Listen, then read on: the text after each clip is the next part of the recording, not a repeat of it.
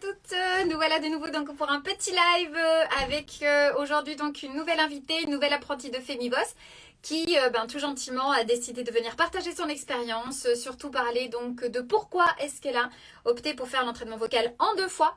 Voilà, donc tous ces petits lives, juste pour faire la petite introduction, je trouve qu'ils sont assez intéressants, à voir un peu ce que vous en pensez, parce qu'effectivement ça vous permet de voir les personnes qui n'ont pas encore travaillé avec moi et qui par exemple hésitent à travailler avec moi ou hésitent à travailler leur voix ou n'ont pas encore commencé par exemple la transition et sont encore en pleine gestion ou en plein questionnement.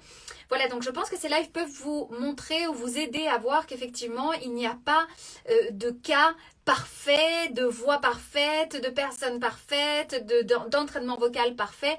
C'est vraiment le cas par cas. On est tous et toutes différents. On vit chacun et chacune d'entre nous l'entraînement vocal à notre façon.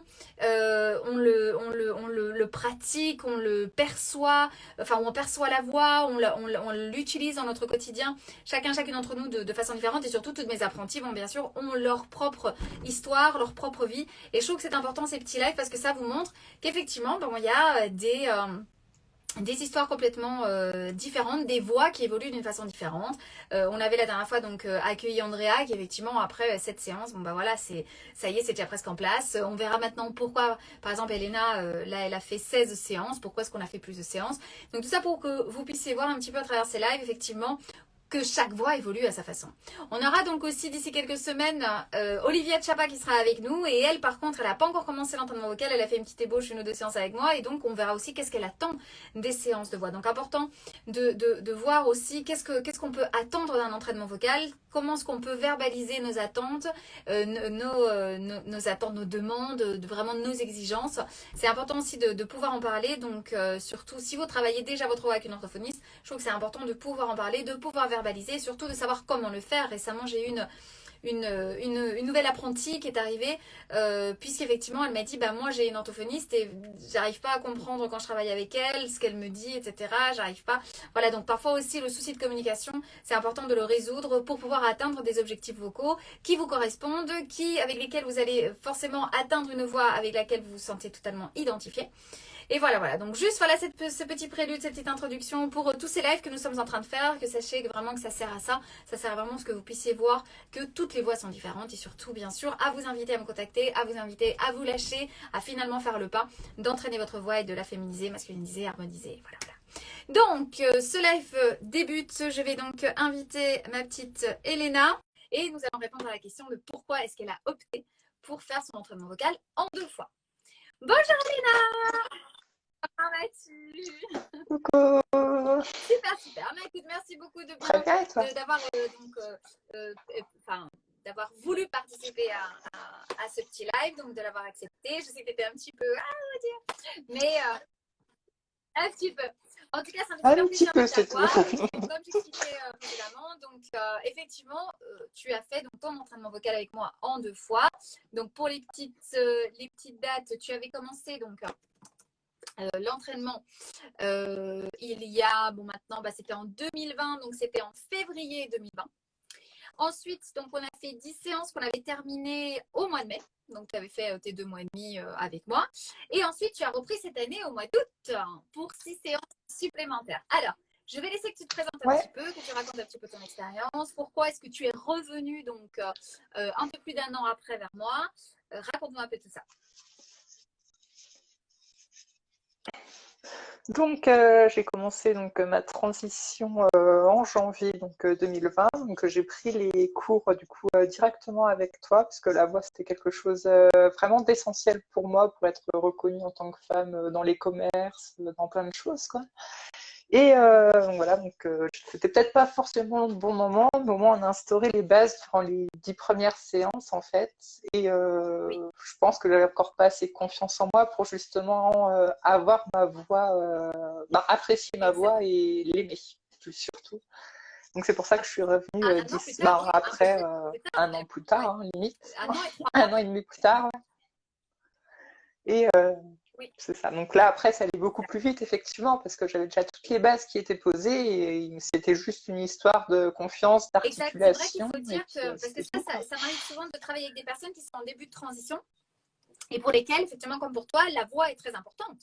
Parce que la voix accompagne quand même ce changement aussi. Moi, je connais beaucoup de filles, comme vous savez avec moi, qui me disent, bah, tu vois, en fait, si j'ai pas la voix, je vais pas oser sortir habillée en fille, par exemple. Parce que je vais pas me sentir en cohérence, ou je vais me sentir ridicule, etc. Et c'est vrai que j'ai beaucoup de personnes qui, comme toi, ont commencé dans le travail d'entraînement vocal avec moi. Moi, j'ai toujours, on commence de toute façon par des séances. Et après, elles sont revenues comme toi, parfois un petit peu avant, parfois un petit peu après, pour, entre guillemets, terminer ou achever le travail. Donc, effectivement, il y a, on va dire, une base qui a été faite donc, pendant ces premières 10 séances avec toi. Après, toi, tu as continué donc, ton cheminement au niveau de ta transition. Tu as fait plein d'expériences. Tu as avancé au niveau du travail, au niveau de ta vie privée, au niveau même esthétique, partout, partout, à tout niveau dans ta vie. Et effectivement, je pense qu'au mois d'août, quand tu m'as recontacté, c'est que vraiment, tu sentais qu'il y avait encore 2-3 petites choses à peaufiner au niveau de la voix, non? D'accord. Oui, c'est Comment est-ce ça, que ouais. tu définirais pour que les gens comprennent ou saisissent un petit peu le travail qui avait été fait? Comment est-ce que tu définirais, avant que tu me recontactes au mois d'août, comment était ta voix? Ou quels étaient un peu les manques que tu ressentais? Bah, les manques qu'il y avait, c'était surtout au niveau de l'expression, de l'émotion que j'avais dans la voix, que j'avais pas réussi à D'accord. acquérir aux Ok. premières Ça, c'est séances, en principalement fait, ça, du oui. coup. Il faut dire aussi que, bon, Ouais, toi comme d'autres patientes que j'ai, il y a souvent aussi la timidité. La timidité, toi, tu étais plus timide aussi, la chaîne, comme tu disais, le manque de confiance en toi. Et je pense que ça joue beaucoup aussi. Et c'est vrai que comme il dit qu'il y a un problème de son, j'ai l'impression. Ah ben, je ne sais pas s'il y a d'autres personnes qui pensent la même chose, mais je pense qu'on est bon. Euh, D'accord, mais moi je t'entendais bien, de toute façon, je t'entendais bien. Donc effectivement, c'est vrai qu'il y a parfois ce travail initial qui est fait, te mène en fait vers un terrain où tu vas gagner en confiance. Et après, effectivement, quand je pense que tout le restant est fait, parce que c'est vrai, si je me rappelle bien aussi, toi au début, tu travaillais pas encore en tant que fille. Voilà, c'est j'ai ça. fait le travail encore. Non, non, j'ai Oui, mis c'est deux ça. mois Donc c'est avant vrai que le début d'y du aller en travail vocal, on l'a fait, et je me rappelle que tu allais travailler encore, effectivement, en tant que garçon. Donc ça joue beaucoup aussi. Alors, pas justement la simulation vocale c'est que ça. j'ai fait C'est mon vrai que coming souvent, out au en travail. fait, je pense, oui, je pense qu'il y a, il y a plusieurs façons de voir les choses ou de vivre les choses. Il y a soit je fais ma transition, je termine tout, etc. Et puis je fais la voix. Ça, c'est des cas que j'avais vraiment au début de ma carrière. Maintenant, c'est beaucoup plus à l'inverse, c'est-à-dire je commence par la voix. Quitte à pas l'utiliser tout le temps ou parce que je dois encore être en tant que garçon, par exemple, au travail, etc., comme c'était ton cas. Mais effectivement, la voix va permettre que tout le restant se mette en place, comme je disais avant, parce qu'il y a plus de cohérence. Moi, j'ai beaucoup de filles qui m'ont dit, en fait, le travail de voix avec toi m'a donné confiance pour justement accélérer ma transition aussi, au niveau social, vestimentaire, etc. Et je pense que effectivement, je pense que ça fonctionne beaucoup puisque ça nous permet aussi de sortir exact. Oui, et de physiquement en tant sentir que cette femme dans cohérence la rue. finalement entre comment est-ce que tu vas t'exprimer et ce que tu renvoies au niveau physique, esthétique, vestimentaire, quoi. Effectivement. Aujourd'hui, maintenant qu'on a fait 16 séances, donc on a fait la dernière au mois d'octobre, comment est-ce que tu te définirais avec ta voix? Est-ce que tu te sens maintenant totalement à l'aise? Est-ce que, parce que bon, tu sais bien que la voix va toujours continuer à évoluer, certes, mais comment est-ce que tu te sens aujourd'hui avec ta voix? Beaucoup mieux déjà. J'ai plus la même peur de parler qu'avant. J'ai toujours, avant que je rentre dans un magasin, le petit entraînement que je fais des petits sons, des petits voilà. Mais sinon, oui, c'est beaucoup plus fluide qu'avant. Il n'y a plus d'extrême Oui. aigu ou de Je pense grave aussi que extrême je pense aussi. que ce gain de confiance. Ah, excuse-moi, je t'ai coupé, dis-moi. Oui, oui, totalement. C'est un Je pense confort que hein, finalement. ce gain de confiance aussi permet une certaine relaxation. Le fait de se relaxer un petit peu, d'avoir moins de stress à chaque fois que tu vas parler. Et une chose, en fait, c'est un peu comme le serpent qui se mord la queue. Non, une chose mène à l'autre. En fait, parce que moi, souvent, je vous dis, maintenant, tu te relaxes, tu oublies ta voix, tu vis avec ta voix, tu la laisses vivre, en fait. Parce que c'est vrai que trop aussi y penser, il y a des moments, ça génère plus de stress, justement. Il y a Miss Laurélie qui dit que c'est la base au départ d'une transition. Certes, pour beaucoup de personnes, c'est la base de commencer par la voix, mais comme je vous disais avant, au début de ma carrière, enfin vraiment de ma carrière, j'avais plus à l'envers, c'est-à-dire, je pense que c'est parce que si le travail de la voix était moins connu, mais j'avais plus de personnes justement qui me disaient, moi je préfère tout faire, intervention esthétique, enfin intervention de chirurgie esthétique par exemple, tu sais, je sais pas moi, changement de vie, changement de vie professionnelle, enfin vraiment tout, tout, tout, tout, tout, et après la voix. Et je pense qu'effectivement, c'est parce qu'avant, il n'y avait pas autant de connaissances, on va dire, du travail de la voix, de l'entraînement vocal, surtout avec l'orthophonie. Mais c'est vrai qu'aujourd'hui, la tendance, elle a vraiment, vraiment été inversée. Et aujourd'hui, moi, je travaille avec des personnes qui n'ont pas encore commencé, même pas les démarches. Mais par contre, une des premières choses sur lesquelles elles se questionnent, c'est la voix. Et je pense que c'est un petit peu aussi ce qui t'est arrivé à toi. Parce que toi, tu m'as contacté, tu m'as dit un mois après avoir commencé ta transition. Ouais. Oui. Ah ouais, Alors, petite question que je pose à toutes mes invitées. Quelle est la chose que tu as le plus aimé de l'entraînement vocal et la chose que tu as le moins aimé? alors, la chose que j'ai le moins aimé, c'était le travail des Ouais. émotions, du coup, la première fois. Ça a été horrible, j'étais devant mon C'est vrai miroir que c'est et un les gens travail pleuraient. très, les gens comprennent, très personnel, très intime. C'est très C'est ce que j'appelle la voix émotionnelle. C'est effectivement, comme je t'expliquais, c'est que chacun et chacune d'entre nous a son propre code émotionnel. C'est-à-dire que c'est pas à moi de te dire comment tu dois ressentir les choses, ni comment tu dois sentir la joie, ni comment tu dois sentir la tristesse. Par contre, je te donne, on va dire, un schéma émotionnel expressif pour que toi-même tu te rendes compte de qu'effectivement, qu'est-ce que tu renvoies aux personnes. Parce que c'est vrai que quand tu commences à utiliser ta voix, ou quand on commence à travailler la voix, on la travaille, on va dire, un peu d'une façon neutre.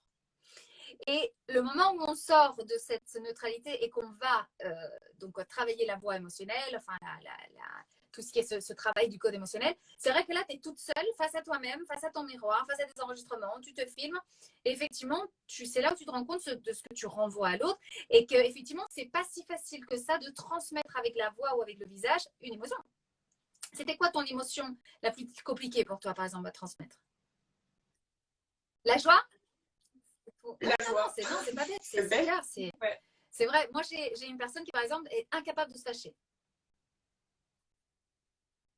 Oui, ouais, elle me dit, C'est ouais, en fait, je sais pratique. pas si elle croit, mais elle me dit, moi, je sais pas me fâcher. Moi, j'arrive pas à me fâcher, je me fâche jamais.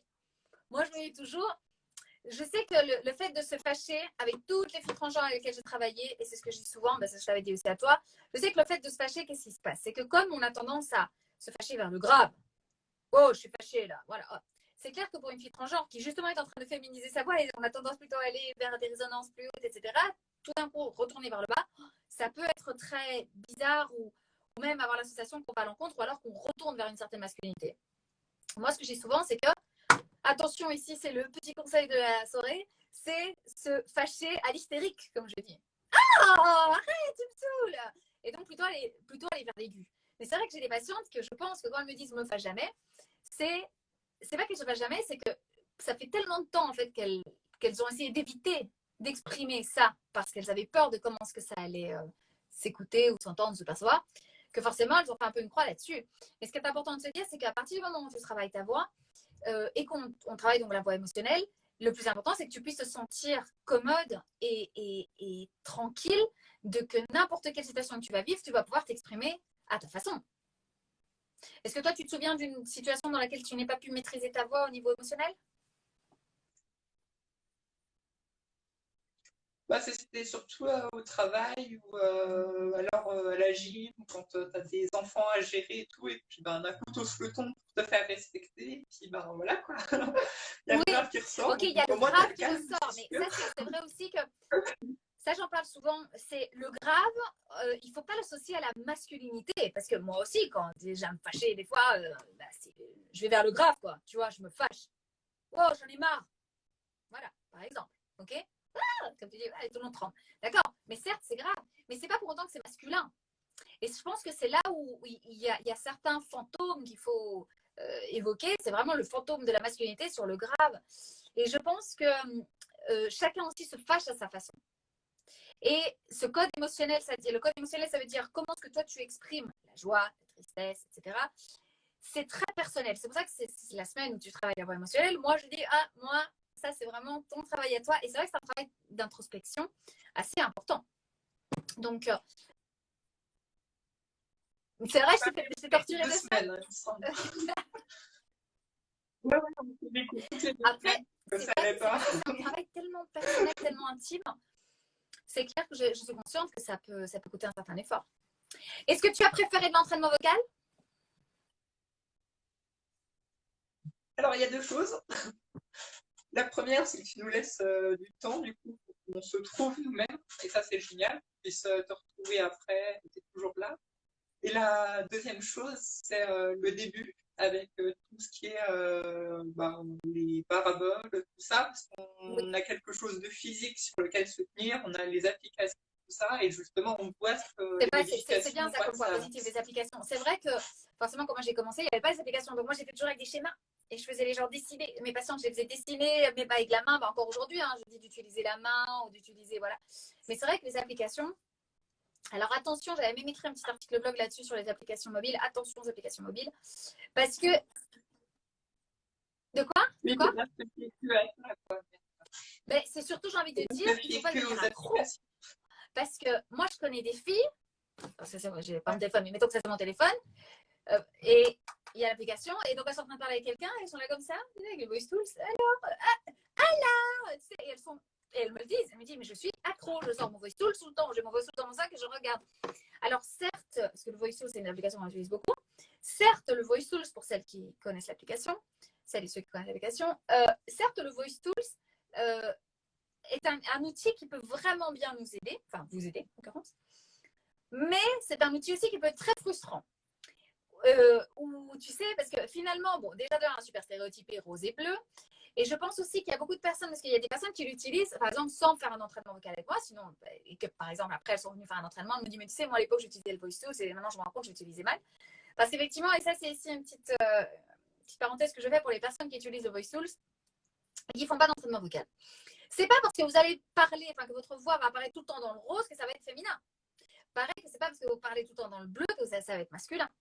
C'est-à-dire que moi, j'utilise le voice tools principalement pour la représentation de la mélodie. Vraiment pour que tu puisses voir que cette courbe va être de plus en plus grande. Ok, donc c'est vraiment ça. Et même moi, de temps en temps aussi, je descends vers le bleu quand je parle. Donc c'est pour ça, parce que moi, après, je me retrouve avec des personnes qui parlent comme ça tout le temps. Oh, ici, en fait, ça, c'est pas féminin non plus. Limite, c'est un peu infantile et ça, en fait, c'est super artificiel. Donc c'est important de comprendre aussi, c'est clair que l'outil, quand il est bien utilisé pour vos exercices, etc. Quand je vous dis ça, maintenant, là, maintenant, oui. Mais c'est vrai que je sais qu'il y a beaucoup de filles qui sont devenues accros et j'ai dû leur dire, mais arrête avec le voice tool, arrête, commence à utiliser ça. Parce que malheureusement, quand on utilise trop ça, c'est vrai qu'on oublie de s'entendre, de faire l'association.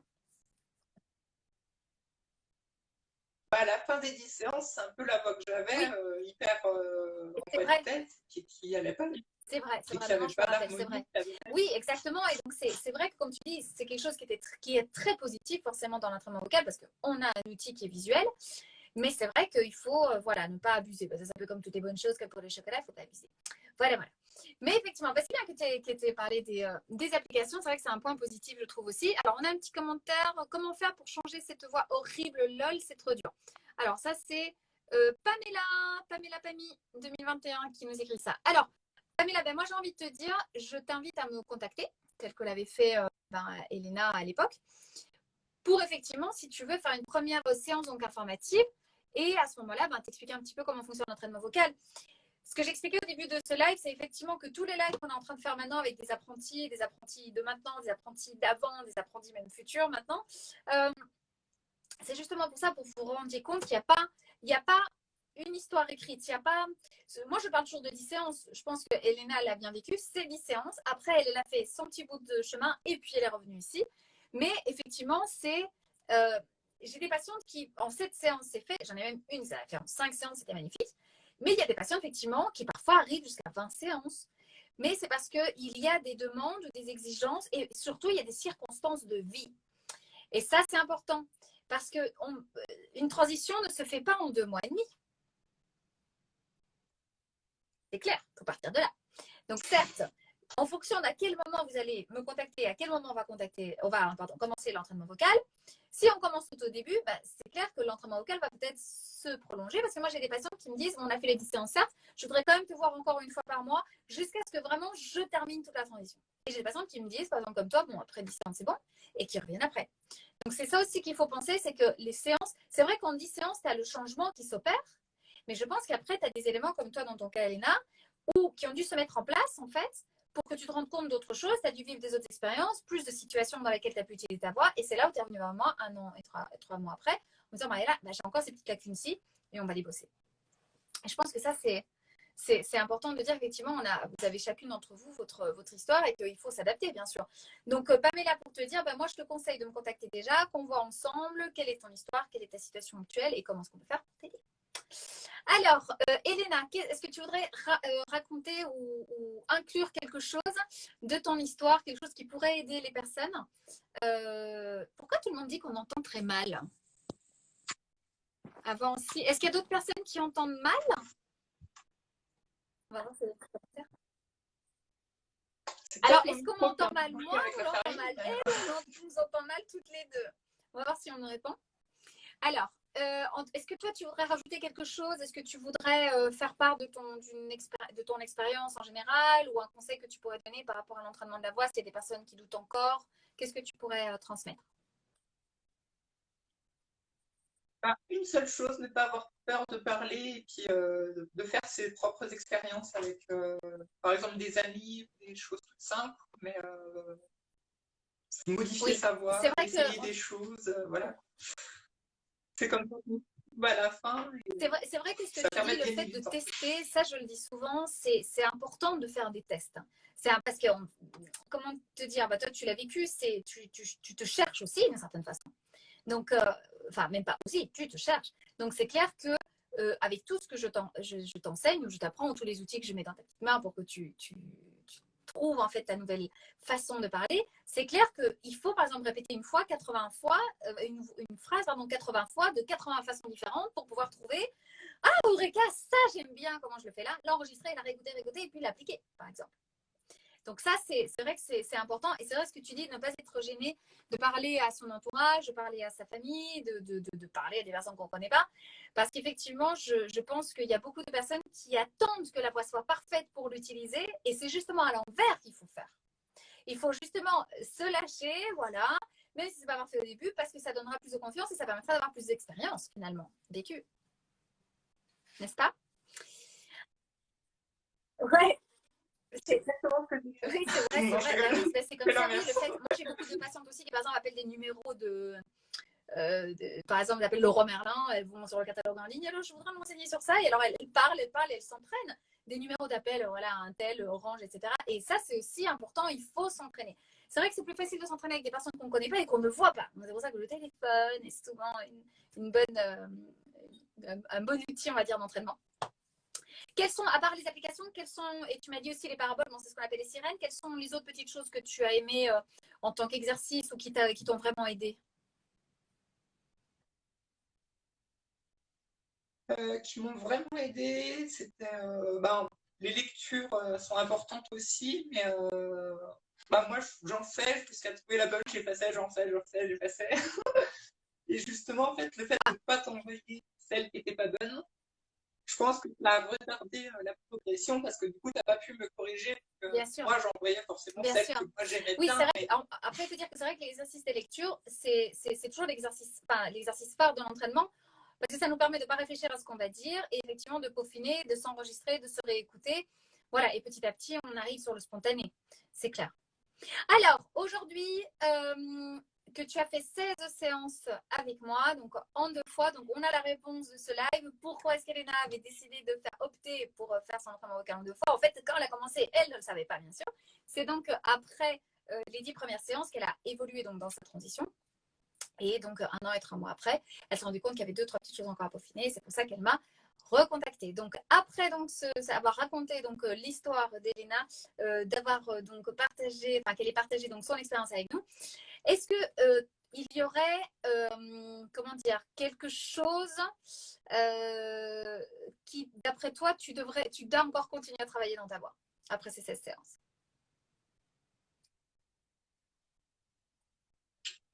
Juste parler plus Eh avec ben, les très personnes, bien. je Eh pense ben, que ce sera super. bien. Eh ben, génial. Bah, écoute, Elena, je te remercie beaucoup d'avoir été là pour ce petit live. En tout cas, je te fais des énormes bisous. Je te remercie beaucoup pour ta confiance, d'être revenu vers moi. Je trouve que tu es un exemple, en fait, parce qu'effectivement, il ne faut pas.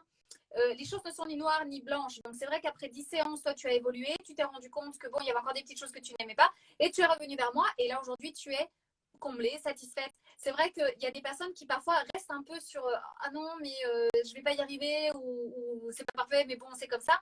Et c'est vrai que je trouve que tu es un exemple dans le sens où des fois, il faut se dire bon, je continue un petit peu. Et à ce moment-là, ben, je sais que ça ira. Donc, en tout cas, merci pour ta confiance. Merci pour ce petit live. Je t'embrasse très, très fort. Je vous embrasse tous et toutes. Merci d'avoir été là. Malheureusement, apparemment, il y a un petit décalage. Je ne sais pas pourquoi. J'espère que dans la rediffusion, ça ne s'écoutera pas. Et en tout cas, continue comme ça, Elena. Je te souhaite beaucoup, beaucoup de belles choses et une très, très belle continuation. D'accord? Bisous, bisous, bisous tout le monde. Ciao, ciao, bisous, bisous.